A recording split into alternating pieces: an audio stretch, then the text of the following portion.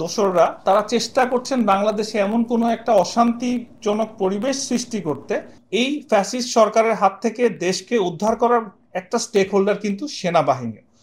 পার্বত্য চট্টগ্রামে এখন যে সমস্যাগুলো আমরা দেখছি এর সূচনা কিন্তু অনেক আগে থেকেই আমরা জানি। পার্বত্য চট্টগ্রামে যারা অধিবাসী তাদের সাথে যে ধরনের সমস্যা আগেও হয়েছে আমরা দেখেছি। তার মধ্যে কিছুটা যে সত্যতা নাই তা বলার কোনো সুযোগ নাই। অবশ্যই তাদের অনেক বঞ্চনা আছে, তাদের অনেক ক্ষোভ আছে। কিন্তু আমরা দেখেছি যে ইউপিডিএফ যে দাবিগুলো নিয়ে আসছে দিনের পর দিন, তার ম্যাক্সিমামটাই ছিল যে বাংলাদেশের থেকে তারা আলাদা হতে চাওয়ার একটা তাদের এক্সপেকটেশন ছিল বা তাদের একটা ইচ্ছা ছিল, এবং সেটা এখন হঠাৎ করে একটা ইস্যু যেটার কোনো প্রপার আমরা কিন্তু দেখেছি যে এটা কোনো প্রপার এভিডেন্স বা কোনো কিছু পাওয়া যায় না যে এই ধরনের কোনো ঘটনা ঘটেছে। আমি এখন ডিটেলে যাচ্ছি না, যেহেতু আপনারা সবাই জানেন যে কি ঘটেছে। তো এখানে বারবার তাদের মেইন উদ্দেশ্য হচ্ছে এখান থেকে সেনাবাহিনীকে প্রত্যাহার করতে হবে। তো এখানে আসলে দুইটা জিনিস কাজ করছে। একটা হচ্ছে যে আঞ্চলিক মূল্যবোধ, যেটা নিয়ে তাদের সবসময় কথা ছিল যে আমরা কি পার্বত্য চট্টগ্রামে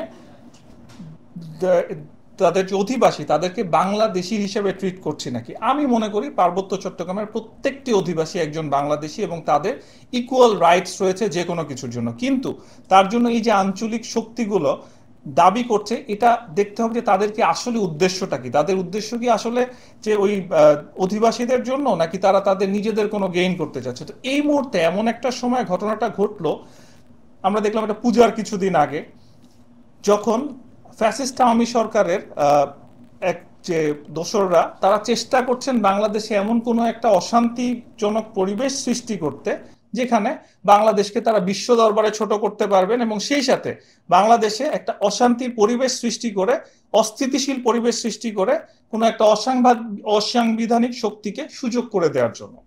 এখানে বারবার সেনাবাহিনীর কথা কেন আসছে? সেনাবাহিনী আমরা জানি যে ফ্যাসিস্ট আওয়ামী সরকারের 15 বছরে সেনাবাহিনীকে অনেকভাবে বিতর্কিত করা হয়েছে, এবং সেটার কিছু রিজনও ছিল। আমরাও দেখেছি যে 2018 সালের নির্বাচনে সেনাবাহিনী বসেছিল, তারা কিছু করেনি। অনেক জায়গায় দেখেছি যে তারা ফ্যাসিস্ট আওয়ামীদেরকে সহায়তারও কিছু এভিডেন্স পাওয়া গিয়েছে।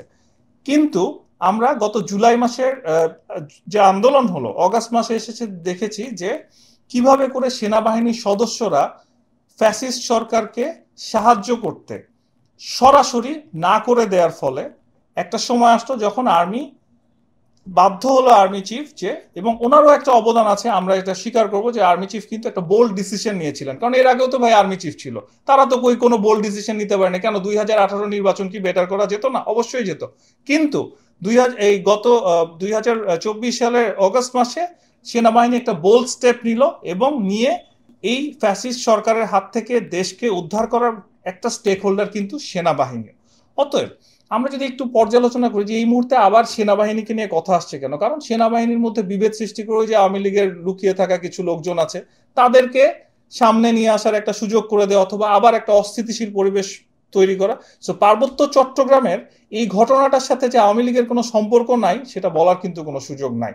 এই মুহূর্তে দেশকে অস্থিতিশীল করার জন্য আওয়ামী লীগের প্রত্যেকটি পার্টে তারা ট্রাই করছে। পূজাতে তারা ট্রাই করেছিল, আলহামদুলিল্লাহ কিছু হয় নাই। পূজাতে আমরা দেখেছি যে অনেক বেটার ভাবে সম্পন্ন হয়েছে, যদিও দেশের আইন শৃঙ্খলা পরিস্থিতি যতটা ভালো থাকা উচিত ছিল ততটা ভালো হয়নি।